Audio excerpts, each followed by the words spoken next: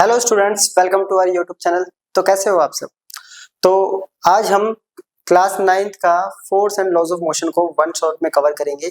इस चैप्टर को ऑलरेडी मैं डिटेल में डाल चुका हूं, अगर नहीं देखा है तो आप जाके देख सकते हैं। तो चलिए अब हम इसको स्टार्ट करते हैं। तो इसमें हम इस चैप्टर को हम बहुत कम टाइम में कोशिश करेंगे खत्म करने की, जिससे कि क्विक रिविजन हो सके इस चैप्टर की। तो चलिए स्टार्ट करते हैं। तो चलिए स्टार्ट करते हैं। तो सबसे पहले हमारा फोर्स। तो फोर्स होता क्या है? फोर्स आपने जो बेसिकली छोटी क्लासेस में पढ़ा होगा इससे पहले कि फोर्स होता है टू पुश और पुल, है ना।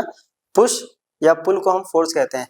धक्का देना या किसी ऑब्जेक्ट को खींचने को हम फोर्स कहते हैं। वो ऐसा क्यों करते हैं हम? क्योंकि धक्का देना या खींचने का मतलब होता है कि हम किसी ऑब्जेक्ट की पोजीशन या तो चेंज करने की कोशिश करते हैं या फिर चेंज कर पाते हैं। वो डिपेंड करता है कि हमने वहां पे फोर्स कितनी अप्लाई करी है। ठीक है, तो बेसिकली देखें, ये वाला हो गया केस अपना पुश और ये वाला केस हो गया यहाँ पे पुल। ये बच्चा जो है इस ट्रॉली को आगे की तरफ खींच रहा है, ये हो गया पुल, और जबकि ये पीछे से धक्का दे रहा है। अब इसमें क्या हो रहा है, या तो ये पोजीशन चेंज करेगा या ये चेंज करने की कोशिश करेंगे। वो डिपेंड करता है इसकी वैल्यू पर। ठीक है, इसकी एसआई यूनिट की बात करें तो एसआई यूनिट होती है न्यूटन। कैपिटल एन से डिनोट करते हैं और ये एक वेक्टर क्वांटिटी है। वेक्टर क्वांटिटी मतलब फोर्स के पास ही कोई डायरेक्शन होती है। तो ये था बेसिकली फोर्स का इंट्रो। अब फोर्स के जो इफेक्ट्स होते हैं, बेसिकली फोर्स क्या क्या कर सकता है। तो फोर्स के जो इफेक्ट्स हैं, पहले कि ऑब्जेक्ट अगर रेस्ट पे है तो रेस्ट से इसको मोशन में ला सकता है, पहला। ठीक है, दूसरा क्या होता है कि ये ऑब्जेक्ट मूव कर रहा है यहाँ पे फुटबॉल, इसको अगर रेस्ट पे लेके आना है तो रेस्ट पे लाने के लिए भी क्या करना पड़ेगा, इस पे फोर्स अप्लाई करनी पड़ेगी।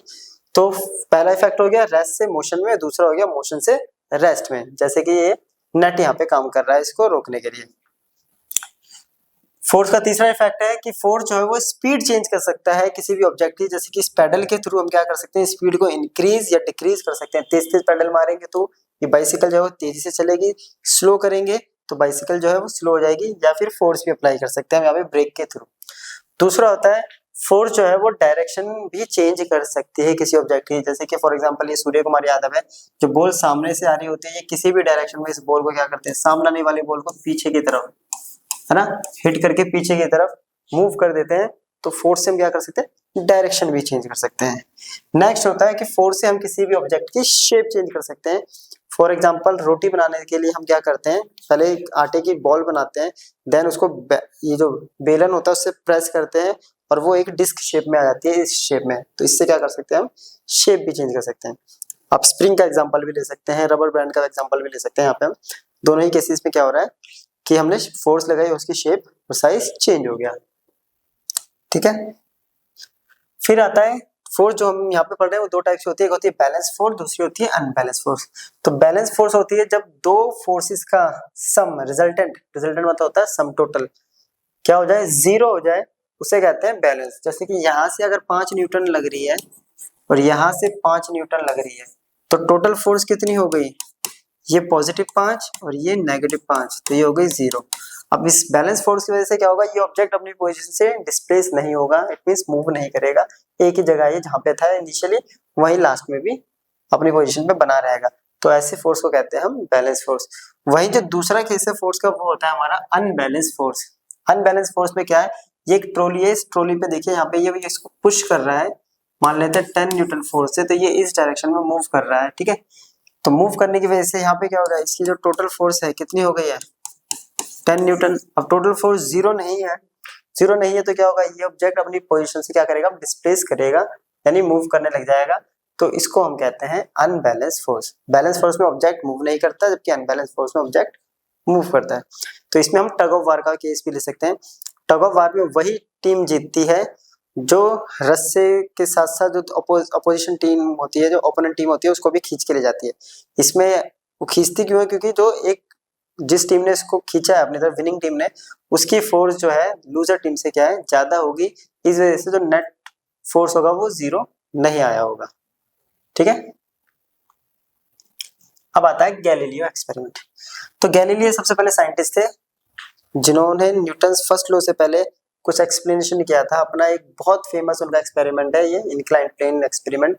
इसके थ्रू इन्होंने मतलब ये वाला इनिशिएट किया था उसको, इन्होंने जो यहाँ से ऑब्जर्वेशन दी थी और कंक्लूजन दी थी, उन कंक्लूजन्स को बेस बना के न्यूटन ने फिर बाकी लॉ दिए थे। ठीक है, उन्होंने ये एक इंक्लाइन प्लेन बनाया था ये, और एक ये इनिशियली इस इंक्लाइन प्लेन को थीटा एंगल पे रखा और h हाइट पे यहाँ एक ऑब्जेक्ट को जैसे ही छोड़ा तो ग्रेविटी की वजह से वो नीचे आने लगी। नीचे आएगी तो इसकी वेलोसिटी यहाँ से यहाँ तक इंक्रीज करेगी, है ना। यहाँ ऑब्जेक्ट की वेलोसिटी 0 थी, जैसे ही छोड़ा यहाँ तक वेलोसिटी ये होगी इंक्रीज करने लगी, यहाँ पे आके मैक्सिमम। तो इसने डिस्प्लेसमेंट ट्रेवल करा वो है s थीटा एंगल पे। वहीं दूसरी तरफ पहला जो ये रेड वाला जो इंक्लाइन प्लेन है वो है थीटा 1 एंगल पर। ठीक है, तो यहाँ से जैसी आएगी फिर वो यहाँ से मैक्सिमम से फिर इस वेलोसिटी की वजह से ये इस प्लेन पे चढ़ गई, है ना। इस प्लेन पे ऊपर की तरफ जाने लगी। ये कब तक जाएगी, जब तक कि वो s1 डिस्टेंस ट्रेवल यानी h हाइट अटेंड करना चाहती है, वो भी यहाँ से यहाँ तक। ये जो h हाइट है अटेंड करने के लिए उसने s1 डिस्टेंस ट्रेवल करा। अब पहला कंडीशन तो हमने ले लिया कि जो थीटा है और थीटा 1 है वो इक्वल है, तो डिस्प्लेसमेंट क्या हो जाएगा, सेम, क्योंकि हाइट तो सेम है, उसको सेम हाइट अटेंड करनी है। सेम हाइट अटेंड करने के लिए उसने s1 डिस्टेंस ट्रेवल करा। ठीक है, वही दूसरे केस में हमने क्या करा, इस इंक्लाइन प्लेन को थोड़ा सा झुका दिया थीटा 2 एंगल पे, यानी थीटा 2 जो है थीटा 1 से कम हो गया। अब जैसी बॉल यहाँ से आएगी, वो तो पहला केस तो सेम है यहाँ तक, उसके बाद वो s2 डिस्प्लेसमेंट ट्रेवल करेगी, कब तक, जब तक कि वो h हाइट अटेंड ना कर ले। तो लेकिन यहाँ पे जो डिस्प्लेसमेंट s2 आएगा वो s1 से ज्यादा होगा, बट हाइट सारे केसेस में क्या रहेगी, सेम। तीसरा एक और केस लिया, इंक्लाइन थोड़ा सा और झुकाया, झुकाने के बाद थीटा 3 जो है वो थीटा 1 से बहुत ज्यादा और थीटा 2 से भी ज्यादा है। तो फिर से अगेन h हाइट अटेंड करने के लिए ऑब्जेक्ट को डिस्प्लेसमेंट ट्रेवल करना पड़ा s3, तो ये s3 डिस्प्लेसमेंट हो गया। ऐसे फिर लास्ट केस क्या करा, ये वाला कि इसको हॉरिजॉन्टल कर दिया, यानी थीटा कर दिया 0। अब बॉल यहाँ से जब आई तो यहाँ से इधर तक बॉल क्या ट्रेवल करने लगी, वो सीधा जाने लगी, है ना। सिंपल सी बात है, बॉल यहाँ से गिरेगी, गिरते वो नीचे इसके हॉरिजॉन्टल सरफेस पर ट्रैवल कर रही है, वो h हाइट अटेंड करने के लिए क्या करेगी, ट्रैवल करते रहेगी। उसको h हाइट जब तक अटेंड वो अचीव नहीं कर लेती, वो तब तक मूव करता रहेगा। इसका मतलब यहाँ से छोटा सा ब्रेन में इसका मतलब स्टक किया कि अगर बॉडी को यहाँ से छोड़ते हैं तो उसको यहाँ से मतलब किसी हाइट से छोड़ते हैं तो उसको मोशन स्टार्ट करने के लिए क्या चाहिए, फोर्स की जरूरत पड़ी यहाँ पे, है ना। और वो फोर्स मिलके उसको ग्रेविटी से, बट मोशन को रोकने के लिए भी क्या करना पड़ेगा, फोर्स की जरूरत पड़ेगी, नहीं तो ये ऑब्जेक्ट h हाइट अचीव करने के लिए ये सीधा चलता रहेगा। अब केस माइंड में आया कि फ्रिक्शन इसको रोकेगा, तो अगेन मैं बता दूं ये जो इन्होंने प्लेन बनाया था वो फ्रिक्शन लेस प्लेन था। ये आइडियल केस लेके चले थे कि फ्रिक्शन लेस स्मूथ प्लेन है जिसपे फ्रिक्शन अप्लाई नहीं होता, एक आइडियल केस अज्यूम किया था। अब लास्ट केस दोबारा समझिए, यहाँ से बॉल छोड़ी, नीचे गई, नीचे जाके वो बॉल ऐसे ही जाने लगी, कि कब तक जाती रहेगी, जब तक कि वो h हाइट अटेंड नहीं कर लेता। इसका मतलब ऑब्जेक्ट मूव करता रहेगा h हाइट के लिए, अगर उसको रोकना है तो वहां से फोर्स लगानी ही पड़ेगी। तो इस कॉन्सेप्ट को बेस बना के न्यूटन्स ने एक्सप्लेन किए थे अपने फर्स्ट लॉ, और इसी के बाद फिर बाकी सारे लॉ स्टार्ट कर दिए उन्होंने। तो अब जो टॉपिक है फर्स्ट लॉ से पहले वो बेसिकली है इनर्शिया। अब इनर्शिया क्या होता है, इनर्शिया होता है एक ऑब्जेक्ट की नेचुरल प्रॉपर्टी, एक ऐसी प्रॉपर्टी जो ऑब्जेक्ट के मोशन के स्टेट में यानी मोशन में होने वाले किसी भी चेंज में, अब वो चाहे वो मोशन में हो या रेस्ट में हो, यानी किसी भी ऑब्जेक्ट के किसी भी स्टेट में होने वाले चेंज को रजिस्ट करती है, उस प्रॉपर्टी को कहते हैं इनर्शिया। कैसे समझेंगे, मान लेते हैं कि ऑब्जेक्ट, जैसे कि अभी पीछे एक्सपेरिमेंट में देखा था गैलीलियो का, ऑब्जेक्ट मूव करता जा रहा है ना, मूव कर रहा है, उसको रेस्ट, अब मोशन से रेस्ट में लाने के लिए क्या करना पड़ेगा, मोशन में क्यों है, क्योंकि वो दूसरे किसी स्टेट में जाने से अपने आप को रोक रहा है, किस प्रॉपर्टी की वजह से, अगेन इनर्शिया। अब दूसरी अगर समझे कि ऑब्जेक्ट अगर रेस्ट पे है तो वो रेस्ट पे ही रहेगा जब तक कि उस पे कोई बाहर से फोर्स नहीं लगेगी। तो वो रेस्ट पे क्यों है, क्योंकि वो रेस्ट पे ही रहना चाहता है, वो उसकी नेचुरल प्रॉपर्टी है। उस प्रॉपर्टी, कौन सी प्रॉपर्टी, इनर्शिया। वो चाहता है कि वो जिस पोजीशन पे, जिस स्टेट में, उस स्टेट को चेंज ना हो, क्योंकि वो उस चेंजेस को क्या कर रहा है, वो रेजिस्ट कर रहा है। तो उस रेजिस्ट करने वाली प्रॉपर्टी को हम कहते हैं inertia. The natural tendency of an object to resist a change in its state of motion और ऑफ रेस्ट। ठीक है, इसको बेसिकली ऐसे समझते हैं कि यहाँ पे दो बॉल है, एक मेटल बॉल ये रही और एक ये फुटबॉल है। तो फुटबॉल का मास लगभग 400 ग्राम है, वही मेटल बॉल का 20 kg है। अब इसको फेंकना फुटबॉल को इजी है या इसको इजी है ना? इसका मास m है, तो अब यहाँ पे इसका मास ज्यादा है ना, इसका मास कम है, तो इसको फेंकना डिफिकल्ट है। फेंकने का मतलब इसको रेस्ट से मोशन में लेके आना, यानी रेस्ट वाली पोजीशन को ये रेजिस्ट कर रहा है ना? रेस्ट से मोशन में आने पे ये रेजिस्ट कर रहा है, पहला। दूसरा, अगर दोनों मोशन में तो रोकना किसको इजी है? अगेन, यानी ये रेजिस्ट नहीं कर पा रहा, ये रेजिस्ट ज्यादा कर रहा है, इसको रोकना ज्यादा डिफिकल्ट है। तो इससे क्या पता चल रहा है कि जिसके पास ज्यादा मास उसके पास उतना ज्यादा इनर्शिया, वो उतना ज्यादा दूसरे स्टेट में जाने से अपने आप को रेजिस्ट करेगा, है ना? ये रेस्ट से मोशन में आने में भी क्या कर रहा था? प्रॉब्लम कर रहा है, और मोशन से रेस्ट में आने में प्रॉब्लम है। यानी ये जिस प्रॉपर्टी में उसी में रहना चाहता है, दूसरे स्टेट में आने के लिए ये रेजिस्ट कर रहा है, ठीक है? तो जिसके पास जितना मास उतना ज्यादा इनर्शिया, इसका मतलब मास ही क्या है? इनर्शिया का मेजरमेंट। जिसके पास ज्यादा मास उसके पास उतना ज्यादा इनर्शिया, तो mass is the measure of inertia. अब इनर्शिया के तीन टाइप्स होते हैं, inertia of rest, inertia of motion, inertia of direction. यानी वो टेंडेंसी ऑब्जेक्ट की या वो प्रॉपर्टी जिसकी वजह से वो स्टेट ऑफ रेस्ट में होने वाले चेंज को रेजिस्ट करता है, यानी रेस्ट से मोशन में जाने से रेजिस्ट करने वाली प्रॉपर्टी को कहते हैं हम inertia of rest. For example, ये फुटबॉल है, ये ऐसे ही पड़ी रहेगी अगर जब तक इस पे हम क्या नहीं करेंगे? हिट नहीं करेंगे। अगर हिट करेंगे तो इट मींस हमने इसकी अनबैलेंस फोर्स लगाई है इसका ना, तो जिसकी वजह से ये रेस्ट में पड़ा है वो प्रॉपर्टी हो गई इनर्शिया ऑफ रेस्ट। अब यहाँ पे देखिए, ये ऐसे कॉइन्स रखे हुए हैं, ये इसकी कैरम की, जब स्ट्राइकर से इसको मारते हैं तो देखा होगा नीचे की एक कॉइन निकल जाता है।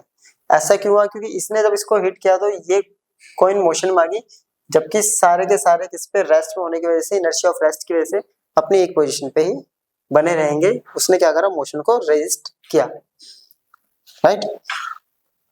तो इसके बहुत सारे एग्जांपल्स हैं इनर्शिया ऑफ रेस्ट के लिए, कि किसी भी हैवी स्टोन को, जैसे मैंने भी एग्जांपल बताया, को किक मारना ज्यादा डिफिकल्ट है एज कम्पेयर टू फुटबॉल, क्योंकि हैवी स्टोन का जो मास होगा वो ज्यादा होता है, और जिसका मास ज्यादा उसका इनर्शिया ज्यादा है। इनर्शिया ज्यादा तो वो अपनी इनर्शिया ऑफ रेस्ट पे ही बना रहेगा, ठीक है? वहीं जब बस सडनली स्टार्ट होती है चलना, तो जो पर्सन उसके अंदर बैठा होता है, ये बस है, ठीक है, ये पर्सन है, मान लेते हैं ये खड़ा है या बैठा है, जैसे इस डायरेक्शन में चलेगी तो ये क्या होता है? जो पर्सन होता है वो बैकवर्ड डायरेक्शन में गिर जाता है, या उसको फोर्स एक्सपीरियंस करता है वो। ऐसा क्यों होता है? जब बस इस डायरेक्शन में जाती है, फोर्स लगता है, तो इसके साथ जो पैर है, यानी जो भी इसमें बैठा है पैसेंजर, उसके पैर बस के साथ कांटेक्ट में होने की वजह से क्या करता है?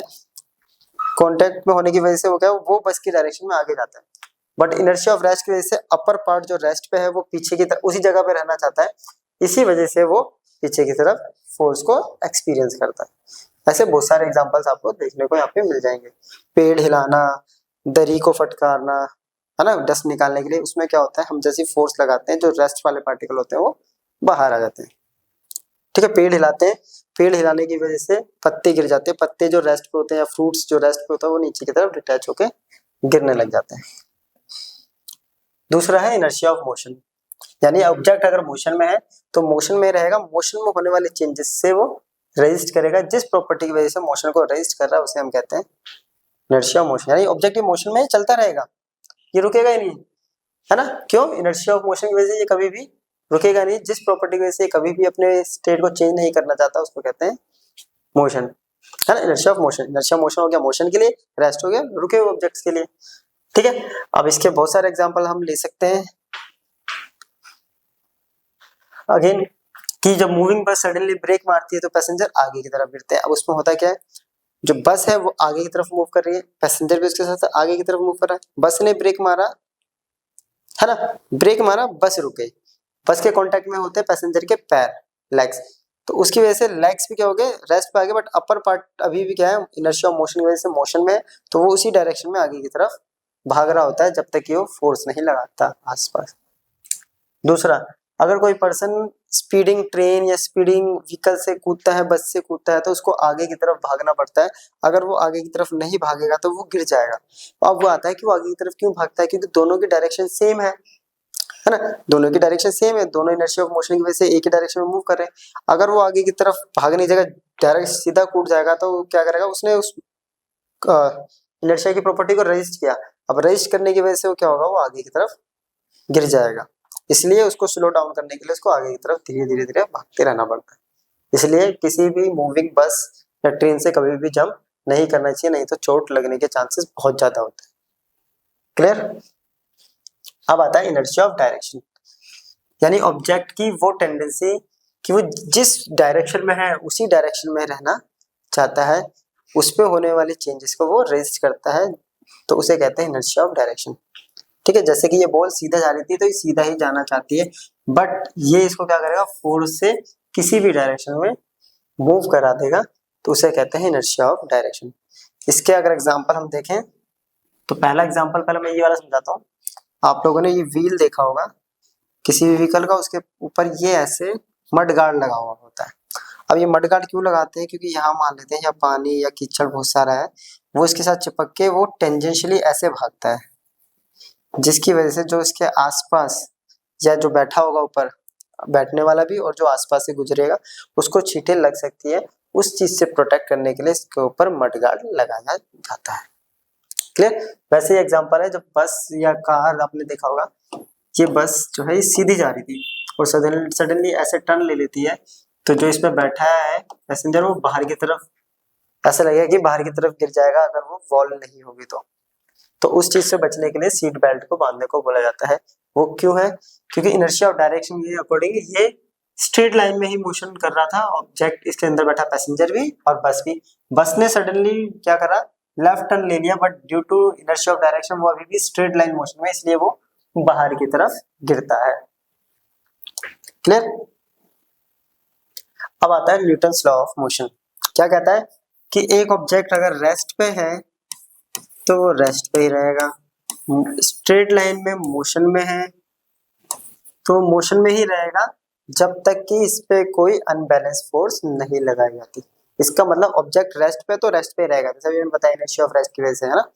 मोशन में है तो मोशन में चलता ही रहेगा और उसी डायरेक्शन में चलता रहेगा। अगर डायरेक्शन चेंज करनी है तो फोर्स लगानी पड़ेगी, मोशन को रोकना है अगेन फोर्स लगानी पड़ेगी, रेस्ट से मोशन में लाना है तो फोर्स लगानी पड़ेगी। यही होता है न्यूटन्स फर्स्ट लॉ, जो कि टोटली डिपेंड है इनर्शिया पे, इसलिए इसको हम लॉ ऑफ इनर्शिया भी कहते हैं। अगेन अगर कोई बॉडी रेस्ट पे है तो रेस्ट पे रहेगी, मोशन में है तो मोशन में रहेगी, मोशन में भी कौन सा, स्ट्रेट लाइन मोशन में है तो स्ट्रेट लाइन मोशन में रहेगी, जब तक कि बाहर से कोई एक्सटर्नल फोर्स अप्लाई नहीं हो जाता इस पे। क्लियर? चलिए अब आता है लीनियर मोमेंटम। लीनियर मोमेंटम क्या होता है उसके लिए पहले हम समझते हैं। यह दो केस लिए मैंने, एक है ये ट्रक और दूसरी तरफ है ये बुलेट, है ना, बंदूक की गोली। अब ये दो वाटरमेलन है, दोनों सेम साइज के हैं, ठीक है, मान लेते दोनों सब कुछ सेम है, मास भी सेम है इनका, सब कुछ सेम साइज में है। यहाँ ट्रक का मास है लगभग 5000 kg और इसको हम बहुत स्लो चला रहे हैं 5 मीटर पर सेकंड की स्पीड से, है ना, वेलोसिटी से, जबकि इसका मास है 20 ग्राम बुलेट का और इसकी वेलोसिटी होगी 150 मीटर पर सेकंड। अब इसमें से कौन ऐसा है किस केस में ये जब ये टकराएगा तो फट जाएगा, तो दोनों ही केसेस में ये जो है वाटरमेलन फट जाएगा, क्योंकि ट्रक जब इस पे चढ़ेगा तो इसके हैवी मास की वजह से ये पूरा फट जाएगा। वहीं दूसरी तरफ जब बुलेट इससे टकराएगी तो इसकी वेलोसिटी, हाई वेलोसिटी की वजह से ये फट जाएगा। और अगर सोचिए कि अगर ट्रक को हम हाई वेलोसिटी के साथ भगाएं, यानी मास और वेलोसिटी दोनों हो किसी ऑब्जेक्ट के पास, तो क्या होगा, तो वही होता है हमारा लीनियर मोमेंटम। तो लीनियर मोमेंटम क्या होता है, मोशन की क्वांटिटी को एक्सप्रेस करने वाली वो टर्म जो मोशन की क्वांटिटी को एक्सप्रेस करती है, और उसके लिए हमें दो चीजें चाहिए होती है, एक मास और एक वेलोसिटी। ठीक है, एक मास एंड वेलोसिटी। तो it is a measure of quantity of motion possessed by a body, किसी बॉडी के पास मोशन की कितनी क्वांटिटी है।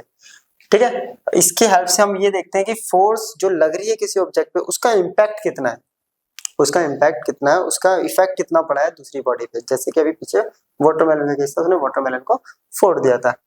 और मैथमेटिकली इसकी डेफिनेशन देखें तो ये प्रोडक्ट मास और वेलोसिटी के प्रोडक्ट के बराबर होता है। जैसे कि मैंने बताया अभी, अगर ऑब्जेक्ट के पास दोनों ही चीजें हैं तो वो क्या करेगा, उसका इम्पैक्ट बहुत ज्यादा पड़ेगा दूसरी बॉडी पे, राइट। तो मास एंड वेलोसिटी का प्रोडक्ट कहलाता है हमारा लीनियर मोमेंटम। ये एक वेक्टर क्वांटिटी होती है जिसकी वजह से ये पॉजिटिव और नेगेटिव भी हो सकती है। जीरो कब होगा मोमेंटम, जब वेलोसिटी जीरो होगी। ऑब्जेक्ट रेस्ट पे होगा तो जीरो, मास कभी जीरो होता नहीं है ऑब्जेक्ट का, ठीक है। तो वेलोसिटी जीरो तो मोमेंटम भी जीरो।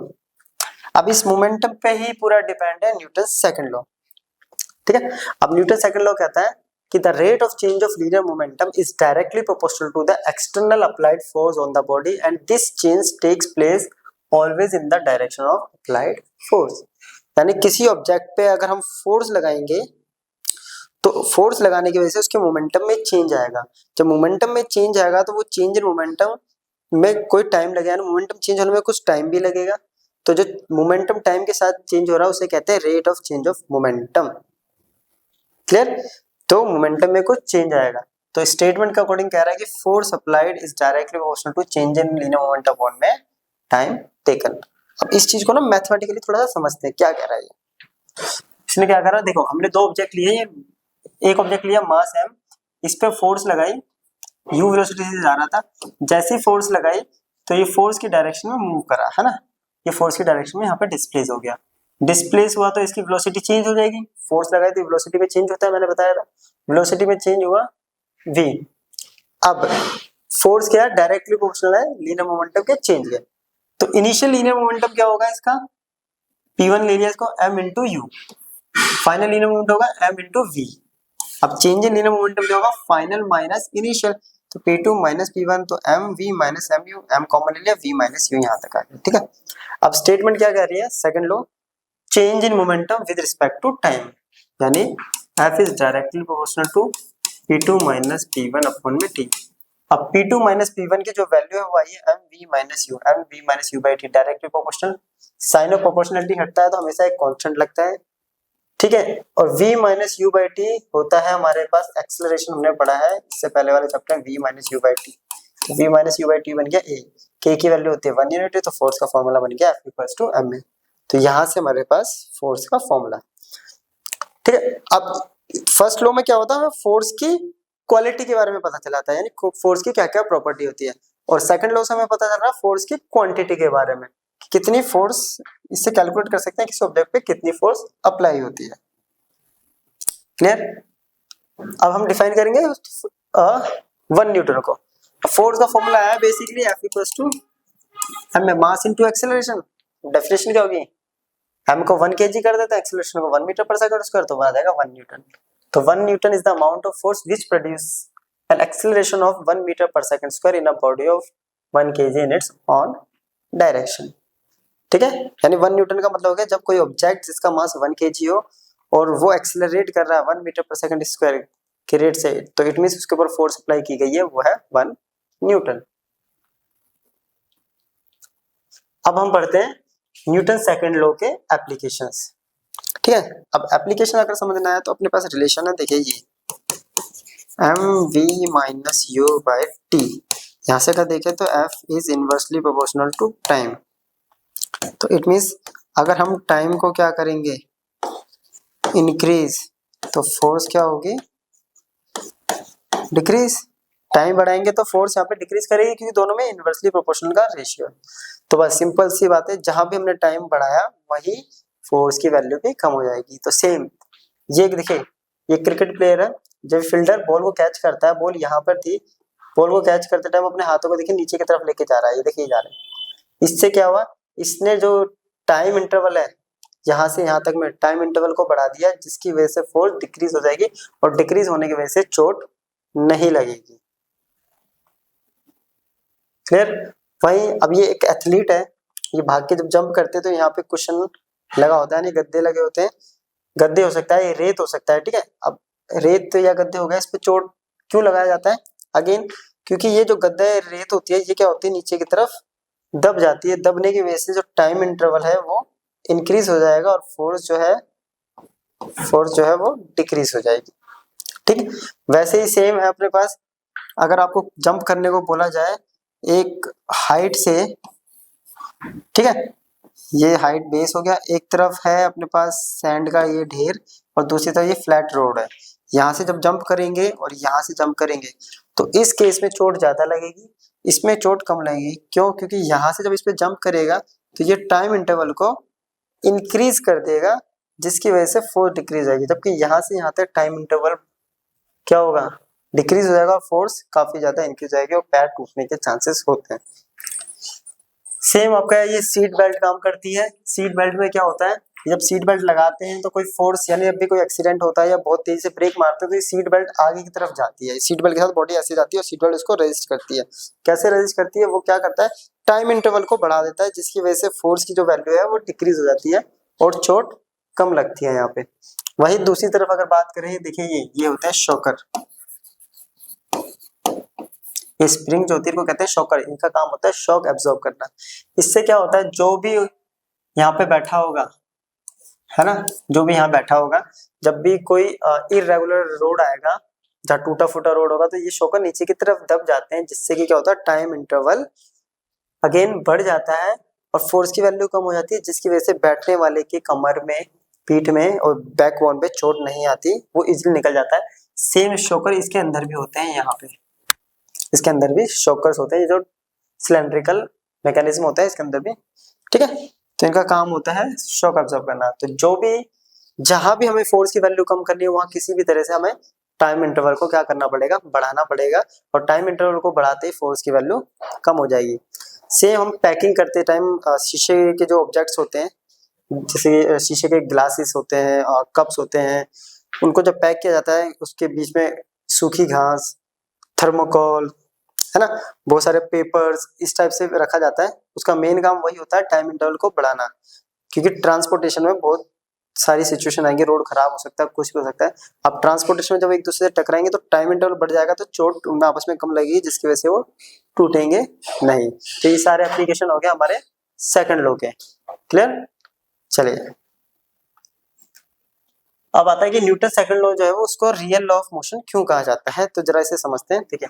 अब न्यूटन सेकंड लॉ से अपने पास F इक्वल टू आया है ma, clear, F equal to ma। अब अगर हम ले लें F equal to 0, F equal to 0 मतलब एक्सटर्नल फोर्स जो है वो एब्सेंस कर दी हमने, है ना, एब्सेंट कर दी। अब F 0 होने का मतलब है कि ma इक्वल टू 0। अब मास तो ऑब्जेक्ट का कभी भी 0 नहीं होता, क्योंकि एक इलेक्ट्रॉन का भी मास होता है एटम में, है ना।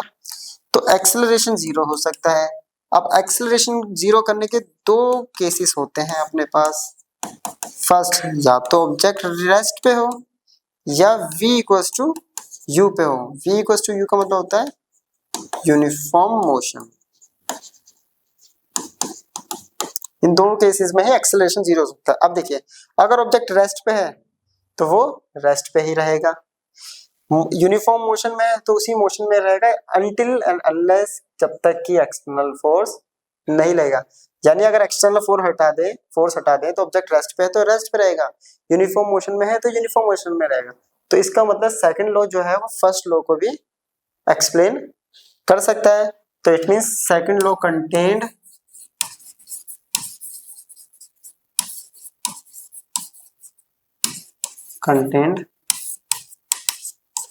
First law. सेकंड लॉ जो है वो फर्स्ट लॉ को भी होल्ड करता है, यानी सेकंड लॉ से हम फर्स्ट लॉ को भी एक्सप्लेन कर सकते हैं, इसलिए सेकंड लॉ जो है वो रियल लॉ होता है मोशन का। चलिए ठीक है, अब इस पे कर लेते हैं कुछ क्वेश्चन। तो बोल रहा है an object of mass 100 kg is accelerated uniformly from a velocity of 5 meter per second to 8 meter per second in 6 seconds. Calculate the initial and final moment of the object and also find the magnitude of force exerted on the object. एक object है जिसका मास कितना दे दिया आपने को, 100 kg, accelerate कर रहा है यूनिफॉर्म वेलोसिटी से, यूनिफॉर्मली वेलोसिटी है उसकी 5 मीटर पर सेकंड से, फाइनल वेलोसिटी है 8 मीटर पर सेकंड, टाइम ले रहा है ये 6 सेकंड। तो इनिशियल और फाइनल मोमेंटम निकालना है अपने को। अब देखें इनिशियल मोमेंटम क्या होगा,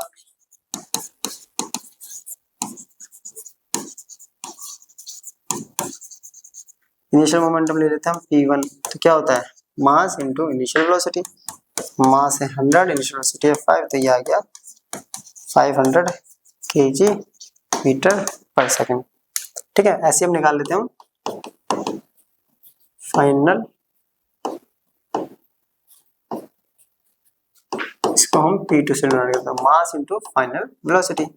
मास तो अपने पास वही 100 है, वेलोसिटी है 8, तो ये आ गया 800 kg। तो पहला पार्ट खत्म, इनिशियल मोमेंटम और फाइनल मोमेंटम। अब मैग्नीट्यूड ऑफ फोर्स। अब मैग्नीट्यूड ऑफ फोर्स जो होता है वो होता है चेंज इन मोमेंटम और अपॉन में टाइम। मोमेंटम कितना आ रहा है 800 माइनस 500 अपॉन में टाइम कितना दे रखा है 6, या आ गया 300 बाय में 6, तो फोर्स की वैल्यू आ गई 50 न्यूटन। क्लियर? तो फोर्स कितनी अप्लाई होगी इसमें 50 Newton. Next question. A force of 5 Newton produces an acceleration of 8 meter per second square and acceleration of 24 meter per second square. What acceleration would the same force provided if both the masses were tied together? क्या कह रहा है कि एक दो object है, उस पर अगर फोर्स लगा रहे हैं हम 5 न्यूटन, पहला एक्सेलरेट कर रहा है 8 मीटर पर सेकंड स्क्वायर के रेट से, दूसरा एक्सेलरेट कर रहा है 24 मीटर पर सेकंड स्क्वायर के रेट से, और उन दोनों को आप क्या करें, दोनों के मासेस को बांध देते हैं एक साथ, तो कितना एक्सेलरेशन लगेगा क्योंकि फोर्स सेम रहेगी। तो पहले दोनों से हम मासेस निकालते हैं। देखिए F equals to m1 a1, तो a1 equals to F upon में F है अपने पास 5, a1 है 8। ठीक है, डिवाइड करना है तो डिवाइड कर सकते हैं इसको, सॉरी a तो दे ही रखा है ना, उल्टा कर दिया, मास निकालना है ना। m1 equals to F upon में a1, F है 5, ये है 8। ठीक है, ये आ गया m1। वहीं दूसरी तरफ m2 आ जाएगा F अपॉन में a2, तो m2 इक्वल्स टू 5 बाय में 24, तो ये 2 आ गया, तो वैल्यू आ गई। अब क्या कह रहे हैं, दोनों both masses were tied together, दोनों मास को और एक साथ बांध देते हैं, तो नया मास कितना हो जाएगा m1 प्लस m2। m1 आया था 5 बाई 8, ये आया था 5 बाई 24, एलसीएम आएगा 24, 3 15 प्लस 5, तो ये आ गया 20 बाई 24, 4 के रूप में आ गया 5 बाई 6, है ना, 5 बाई 6, तो मास आ गया 5 बाई 6 kg। ठीक है, चाहे तो डेसिमल भी निकाल सकते हैं। इनको बांधने के बाद ये मास आ गया नया, तो एक्सेलरेशन कितना होगा F equals to ma, F है 5, ठीक है, m आ गया 5 बाई 6, ये एक्सेलरेशन निकालना, तो एक्सेलरेशन इक्वल्स टू 5 इंटू 6 5 से 5 खत्म, तो एक्सेलरेशन हो जाएगा 6 मीटर पर सेकंड। तो इस रेट से ये क्या करेगा, एक्सेलरेट करेगा। क्लियर? चलिए, a body of mass 2 kg moving with a velocity of 10 meter per second is brought to rest in 5 seconds. Calculate the stopping force. Force निकालनी है, एक ऑब्जेक्ट है, इसका मास है 2 kg, वो मूव कर रहा है 10 मीटर पर सेकंड की इनिशियल वेलोसिटी से, रेस्ट पे आता है तो फाइनल वेलोसिटी 0, टाइम ले रहा है 5 सेकंड, फोर्स अपने को निकालना। देखिए फोर्स इक्वल्स टू होता है ma, है ना, और a इक्वल्स टू होता है v minus u by t. Mass दे रखा है 2, v दे रखा है 0, u दे रखा है 10, टाइम दे रखा है 5, यह आ गया 2 इंटू माइनस 10 बटा 5, कर देंगे माइनस का 2, यह आ गया माइनस का 4 न्यूटन फोर्स। तो रोकने के लिए इसको माइनस मतलब अपोजिट डायरेक्शन में ऑब्जेक्ट पे फोर्स लगानी पड़ेगी, तभी ऑब्जेक्ट रेस्ट पे आ पाएगा। Next question, a stone of mass 500 gram is thrown with a velocity of 20 meter per second across the frozen surface of a lake. It comes to rest after traveling a distance of 0.1 kilometer. Calculate force of friction between the stone and frozen surface. ठीक है, एक object है जिसका मास है 500 ग्राम, 500 ग्राम, ठीक है, इसको KG में कन्वर्ट कर लेते हैं, 500 बाय 1000 kg।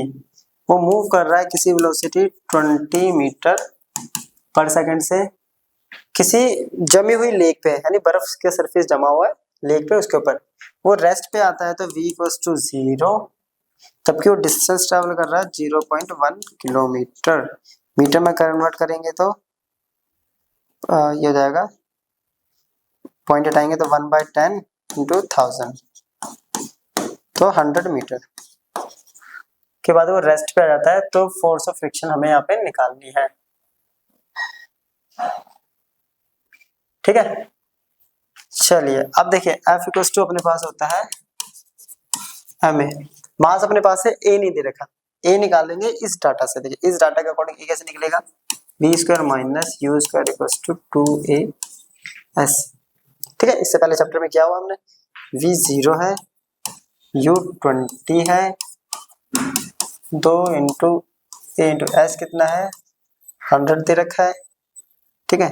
ये आ रहा है अपने पास माइनस 400, ये आ रहा है 200, तो a कितना आ गया माइनस का 2 मीटर पर सेकंड स्क्वायर। a आ गया तो F equals to ma, m है अपने पास 500/1000 इंटू में माइनस का 2, 2 0 से 2 0 खत्म, ये आ गया 2, 2 से 2 तो फोर्स आ गया माइनस का 1 न्यूटन।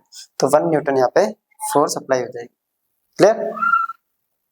नेक्स्ट क्वेश्चन है, a force of 4 Newton acts on a body of mass 2 kg for 4 seconds. Assume the body to be initially at rest. Find its velocity when the force stops acting. Force लग रहा है एक object पे जिस 4 Newton, ठीक है, जिसका मास है 2 kg और ये फोर्स जो है वो 4 सेकंड के लिए अप्लाई करी है और ये माना जा रहा है कि इनिशियली ऑब्जेक्ट रेस्ट पे है, तो इसकी फाइनल वेलोसिटी लगानी है जबकि ये फोर्स जो है रुकना बंद कर देगा, ठीक है। तो देखिए सिंपल सा क्वेश्चन है, F equals to m a, m equals to v minus u by t।